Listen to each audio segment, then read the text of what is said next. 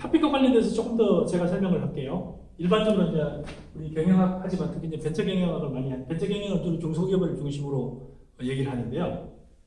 VP, 벤처 기업의 퍼포먼스나 주로 성과는 F자 아시죠? 펑션, ERIS라고 많이 하는데요. 이런 변수에 따라서 영향을 많이 받는다 이렇게 봐요. 첫째는 E는 엔터프라이즈 기업가, 그다음 지난번에 R은 기업의 자원들, 리소스, 그다음에 기업이 구사하는 전략들, I는 기업의 산업. 기업이 어떤 기업가가 가냐, 어떤 자원이냐, 어떤 산업이냐, 어떤 전략을 구사하느냐에 따라서 기업의 성과가 달라진다 이렇게 일반적으로 얘기를 해요. 이런 컨텍스트 속에서 자 우선은 이제 이거 먼저 일반적으로 경영학에서 다루는 큰 문제들 보면은 인사 관련된 나는 인사 쪽으로 쓸 거야. 또는 나는 조직과 관련해서 쓸 거야. 조직의 공정성이라든지 조직의 분배라든지 뭐 이런 것들이 있거든요. 조직의 문화라든지. 나는 재무에 관해서 쓸 거야. 기업의 뭐 주식이라든지 투자라든지 뭐 옵션이라든지 그 다음에 기업의 회계 건전성이나 등등. 그 다음에 마케팅. 마케팅도 굉장히 다양하죠. 일반 마케팅, 일반 포피뿐만 아니라 뭐 최근에 신정보와 관련된 바이럴 마케팅도 있고, 이 기업의 전략들도 뭐 우리는 M&A를 많이 해, 기술을 가져올래, 우리 기술 개발을 할래, 기술 획득과 관련된 부분부터 시작해서 기업의 여러 가지 수평적 결합부터 시작해서 수직적 결합 등등 여러 가지 전략들이 있죠. 그 다음에 MIS, 우리의 경영 정보 관련된 시스템과 관련해서 어떻게 할까 관련된 분야들 되게 많이 있어요. 그래서 여러분들이 이 큰 분야만 하더라도 이렇게 되어 있고요. 특히 이제 한국 같은 경우에, 우리나라 같은 경우에 벤처 생태계를 많이 얘기를 하는데, 우리나라 벤처 생태계를 큰 틀에서 살펴보면은, 개선하거나 생태계라는 것은 하나의 기업이라는 것은 그냥 하늘에 또 혼자 있는 게 아니잖아요. 어딘가 뿌리를 내리고 그 옆에 있고 그 옆에 분과 그 다음에 이 자체가 어디에 땅은 어떠하며 그 다음에 주변의 공기는 어떠하며 햇빛은 어떠하며 그 다음에 기타의 환경은 어떻게 하느냐에 따라서 내가 있는 한 나무 하나의 기업이 성장을 할 수도 있고 성장을 멈출 수도 있고 그 다음에 금방 죽을 수도 있고 그냥 유지할 수도 있고 다양한 게 된다는 거죠. 그래서 보면은 흔히 보면은 경제적 인프라. 기업들 같은 경우도 보면은 경제적 인프라. 경제적 인프라는 뭐냐면은 기업들마다 가지고 있는 벤처라든지 벤처 캐피탈이라든지 엔젤 시장이라든지 경제적인 부분의 투자라든지 이런 것들이 굉장히 우호적이고 발달되어 있는 데도 있고 그렇지 않은 데도 있고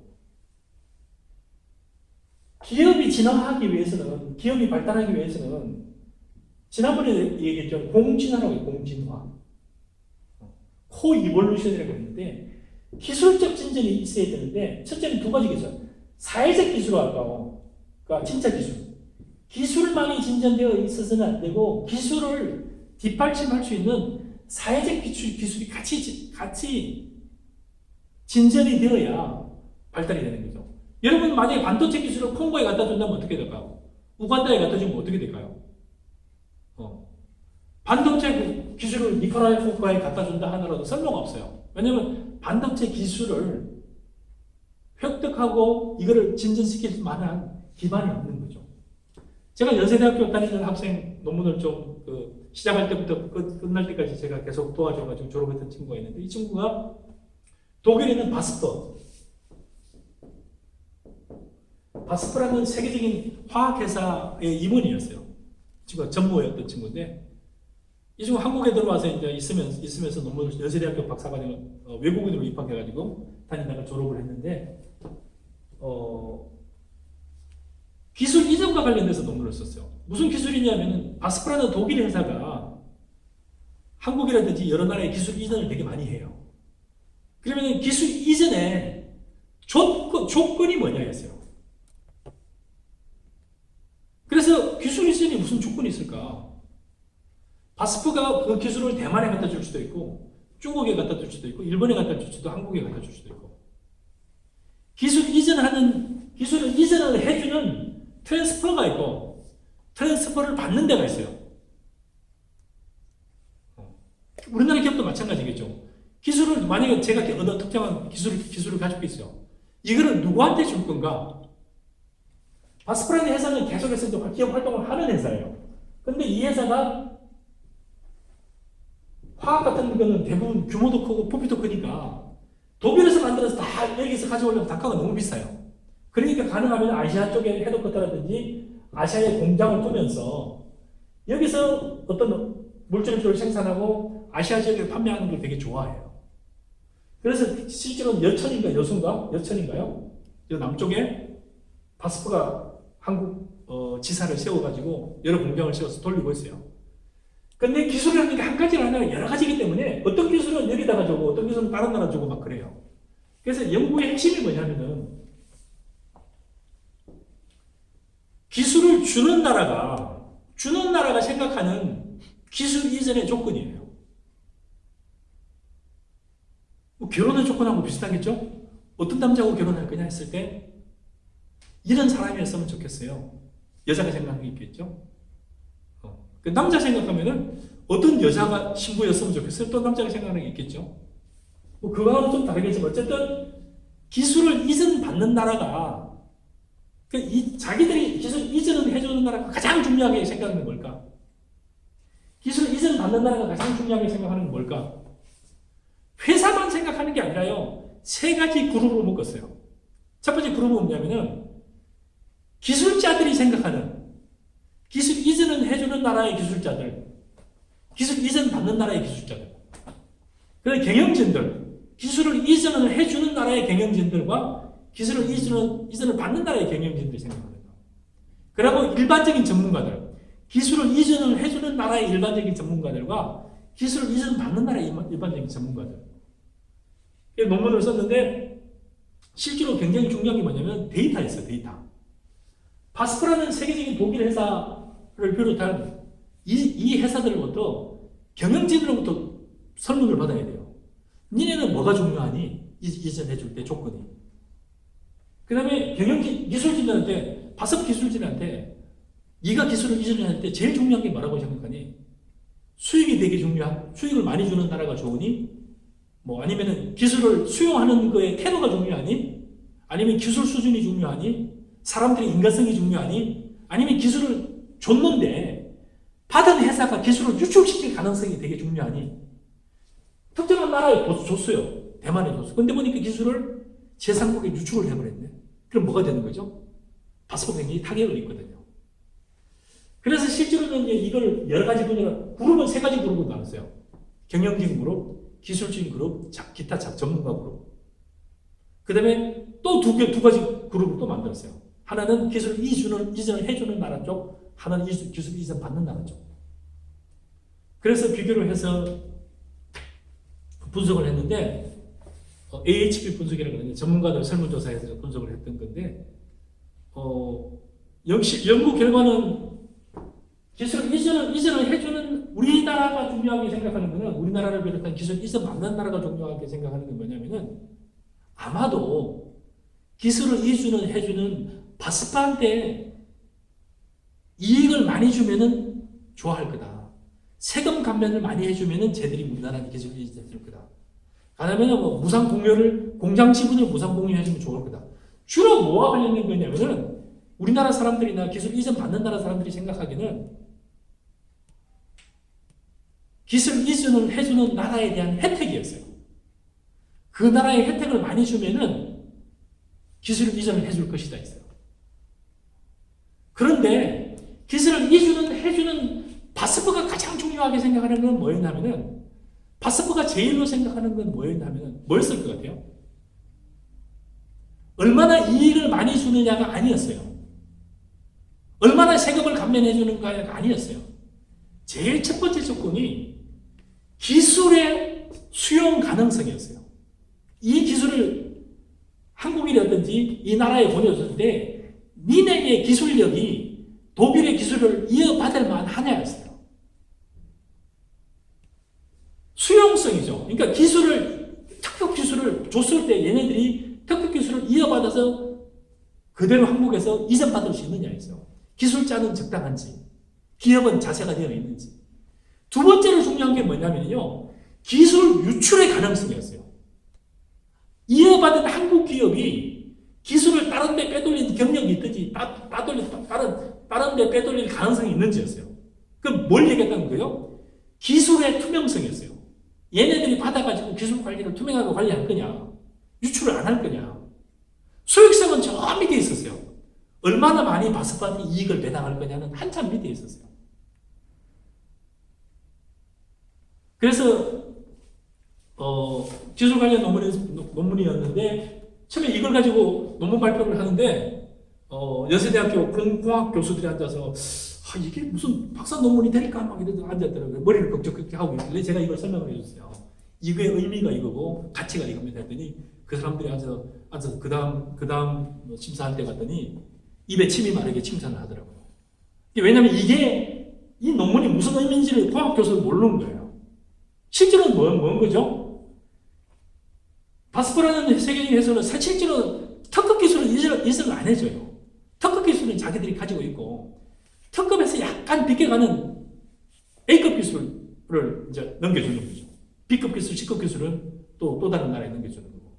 그래서 기술 이전이라는 테크놀로지 트랜스퍼 관련됐는데 굉장히 중요한 의미를 가지는 논문이어가지고 그 다음에는 제가 설명을 해주고 제가 논문 토픽 선정할 때부터 얘기를 했어요. 이게 공학 교수들은 아마 이해를 못할 것이다 라고 했는데 아니야, 이해를 잘 못하더라고요. 그래가지고 지도교수는 이해를 해가지고 논문을 썼는데 심사위원들은 저는 다른 얘기를 하길래 이게 논문의 가치가 이렇습니다 했더니 거기 온 유명한 교수들도 와서 이게 그런 가치가 있었는지 몰랐다면서 논문 심사가 그다음에 굉장히 쉽게 통과를 했어요. 이 논문 전체를 다 영어로 쓰게 됐는데 여러분이 논문 토픽을 선정할 때도 마찬가지인 거죠. 자, 벤처 기업이 어떤 한국의 벤처가 생태계 전체가 살아나기 위해서는 경제적 인프라 부분에 관해서 내가 만약에 논문을 쓴다면 뭐예요? 여기에 대한민국이라는 시장에 벤처 캐피탈 창업 이후에 창업 엔젤의 시장이 어떤지, VC의 시장은 어떤지, 최근에 퍼실리티라든지 기타 여러 가지 엑셀러레이터라든지 기타 조건이 많아요. 관련되는 경제적 인프라는 어떤지. 최근에 졸업한 학생 중에 한 명은 지난주에 저랑 같이 잠깐 얘기했던 친구가 있는데 엑셀러레이터 관련돼서 논문을 썼어요. 엑셀러레이터가 뭐냐면은 창업을 하려고 하는 사람들한테 돈도 지원해주고 이 기업들의 여러 가지 조그마한 기업이 한 창업가가 다 해야 되잖아요. 자금도 줘야지, 기술도 개발해야 되고, 시장도 개척해야죠. 굉장히 힘에 붙여요. 한 명, 또 두 명, 세 명이 창업하는 기업에서는. 그래서 엑셀러레이터가 이 기업에 관해서 투자도 해주고, 자금 지원도 해주고, 자금도 투자도 해주고, 융자도 해주고, 여러 가지 연결을 해줘요. 이 역할을 엑셀러레이터라는 회사가 해줘요. 벤처캐피탈 말고 엑셀러레이터 기업이 생긴 우리나라에 230개 정도 벌써 생겼어요. 이 친구가 엑셀러레이터를 시작하고 재작년에 논문을 써서 박사를 졸업했는데 원래 박사를 졸업할 때는 원래 이 친구가 벤처캐피탈리스트 출신이에요. 벤처캐피탈 관련된 논문을 써서 엄청나게 거의 다 썼는데 의미가 별로 없어요.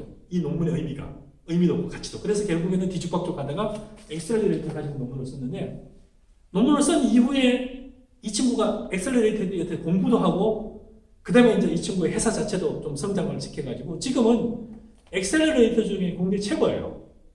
특히나 코로나 사태가 이후에는 엑셀러레이터 직접 돈을 투자도 해줄 수 있어야 돼요. 투자를 하기 위해서는 자기 돈뿐만 아니라 외부의 펀드를 만들어야 돼요.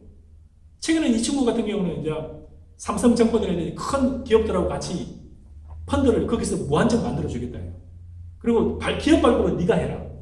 지금 기업 만든 지는 한 5년 되고 실제로 본격적으로 한 지 한 3년 됐는데 최근 3년간에 이 친구들이 투자한 기업들의 실적이 1000%가 넘어요.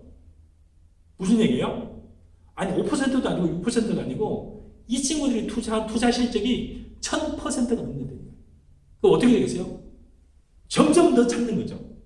투자하는 회사들도 찾고 그 다음에 우리 회사에 투자해 주십시오 하는 것도 찾고 지금은 이 친구들 주장은 이제 이 친구 주장입니다만 내년에 상장을 목표로 지금 하고 있어요. 내년은 안 되더라도 그 다음에 좀 상장할 수도 있을 것 같더라고요. 그래서 결국에는 이 친구가 잡은 테마가 엑셀러레이터 쪽이었거든요.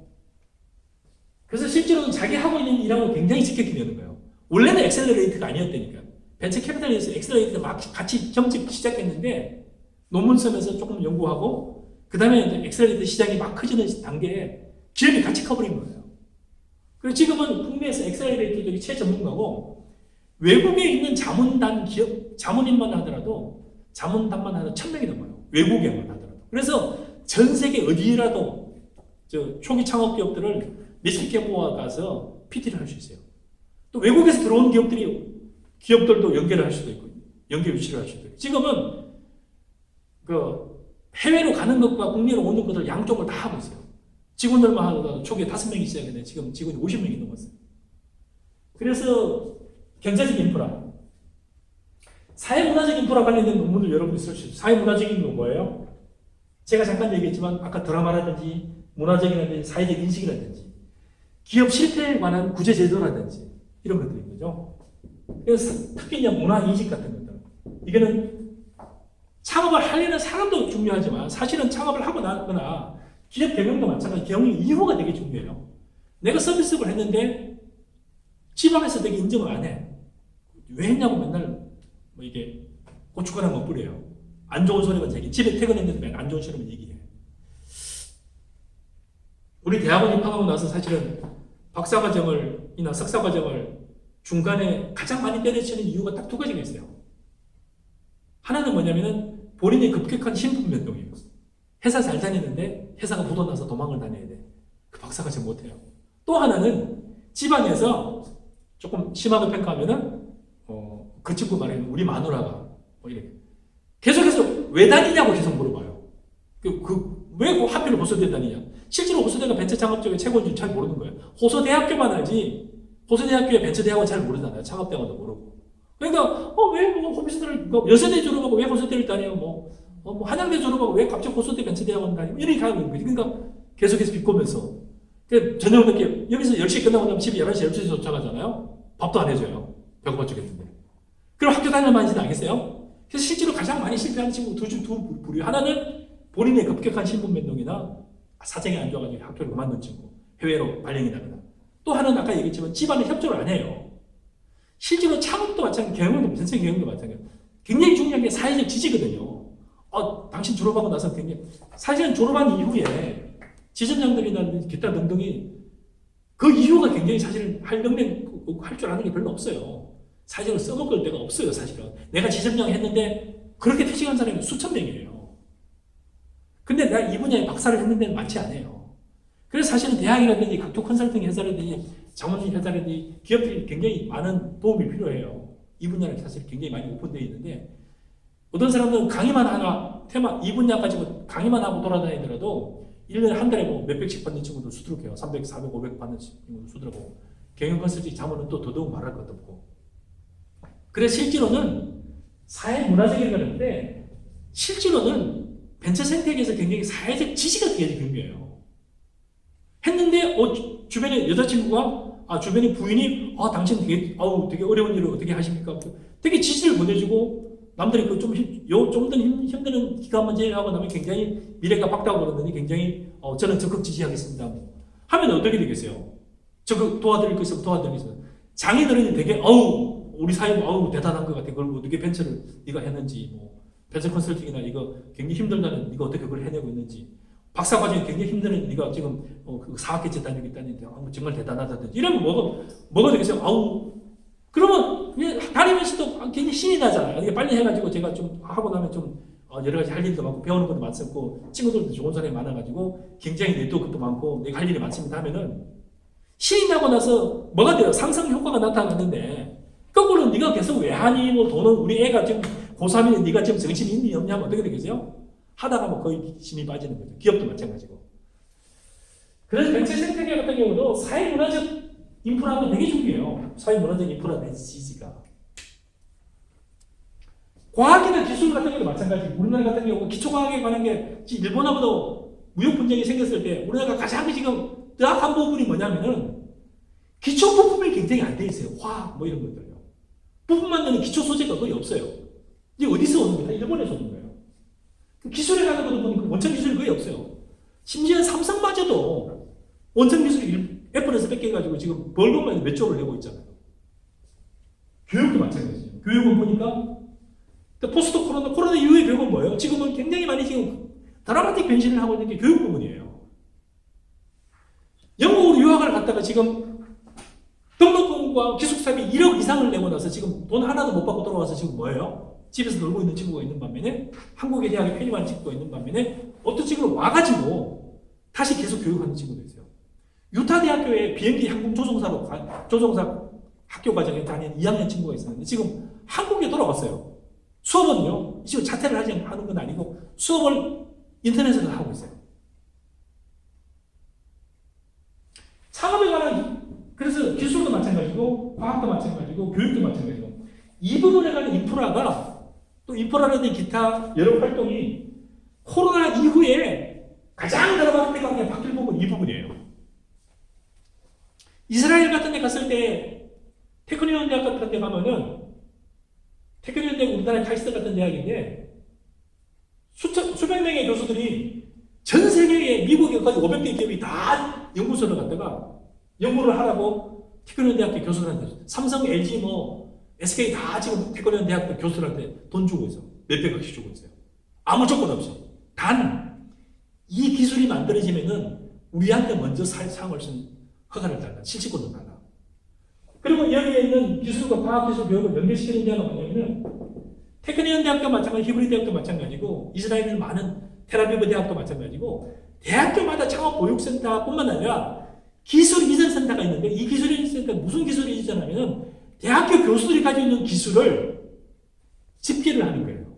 그리고 나서 디스플레이 해주고 그러니까 만약에 테크니온 대학 이스라엘에 되게 유명한 카이스트 같은 대학이 테크니온 대학 교수들이 가지고 있는 기술을 쫙 펼쳐서 보여줘요.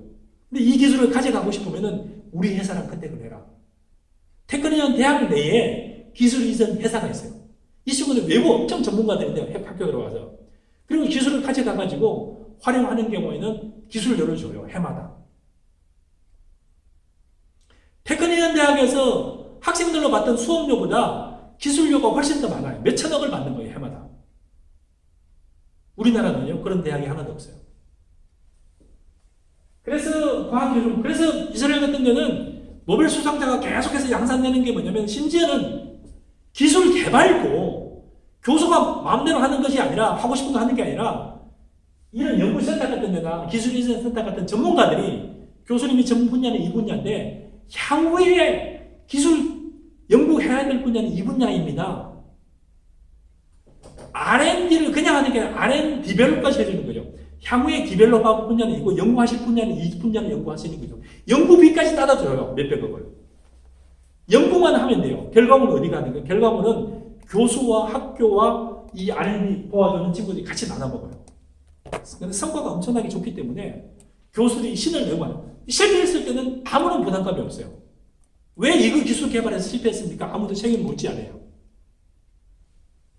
그래서 이스라엘이 1993년 이후에 93년은 이스라엘 요조만 펀드가 만들어진 시절이고 93년이 무슨 해냐면은 소련이 그 전에 89년부터 91년 사이에 소련이 어마어마하게 경제적으로 안 좋아져가지고 소련계, 러시아계 유태인들이 이스라엘로 한 200만 명이 이전을 했어요. 그 이후에 93년부터 이스라엘 내부에서 뭘 만들었냐면은 요조만 펀드를 만들어가지고 창업을 하는 경우에 기술 개발을 계속 할 수 있게 만들고 대거 취직을 지켜줘가지고 만약에 창업을 해가지고 기술을 실패하면은 책임이 하나도 없어. 만약에 성공을 했을 경우는 네가 다 가져가. 요즘은 펀드의 구성이 뭐냐면요. 정부 자금과 일반 자금이 같이 합쳐져서 벤처기업에 투자를 해요. 만약에 실패를 하면은 정부 돈이 먼저 가지고 기업 돈은 가장 나중에 손실을 봐요. 이익이 나면은 경영진이 이 벤처 사업가가 가장 먼저 돈을 많이 벌고 그 다음에 사기업이 벌고 그 다음에 국가가 버는 구조예요. 손해보는 누가 먼저 손해본다고? 국가가 먼저 손해보고 이익을 보는 누가 먼저 이익을 본다고요? 창업가가 먼저 이익을 봐요. 그 다음에는 사기업 투자가가 국가는 가장 나중에 이익을 보는 거죠. 그래서 그런 사업해볼 만하다, 연구개발해볼 만하다 하면서 신이 나는 거죠. 우리나라도 교수들이 이런 랩을 제시해 주는 대학마다 산단이라고 그래가지고 산학혁명까지 있어 돈을 벌어 오십시오까지는 하는데 교수님 연구 개발할 거는 뭡니다라고 가이드 해준 데는 없어요. 기술의 랩을 가르쳐 주지 못해요. 그 연구비는 교수가 쫓아다니. 황우석 씨 보지만 자기 혼자 돈 따러 왔다 갔다 해. 그러니까 나중에 돈을 따야 되는 게 어떻게 사기를 치는 거죠. 이스라엘 교수는 사기 치는 교수가 없어요. 미국 교수도 마찬가지고. 사기를 쳐야 될 이유가 없어요. 우리는 사기를 쳐야 돼요. 돈을 받으려면 이만큼 사실은 100억이 필요한데 안 돼요. 그러니까 조금 더 과장을 해야 돈을 줄 거 아니에요. 무슨 얘기냐면 과학과 기술과 교육이 연계가 되어가지고 인프라가 성장이 되어야 되는데 그게 안 돼 있어요. 그 다음에 법적 제도적 문제. 만약에 사업하는 사람들이 법적인 사업하다 망했어. 또 재기할래. 이런 등등의 제도적 부분이 굉장히 미비가 되어 있어요. 이 분야를 제가 얘기하는 게 뭐냐면 여러분이 논문을 쓰는 것도 이런 분야를 쓸 수도 있고 그거를 연결을 시키고 이런 분야 연결을 쓸 수 있어요. 내가 논문을 쓰는 나는 경제적 인프라 관련된 논문을 쓸 거야. 나는 아니야 사회적 문화적 관련된 거 써보고 싶어. 아니야 나는 과학과 관련된 거, 기술과 관련된 거, 아니야 나는 교육과 관련된 거 쓰고 싶어. 나는 법적 제도적인 부분에 관련된 거 쓰고 싶어.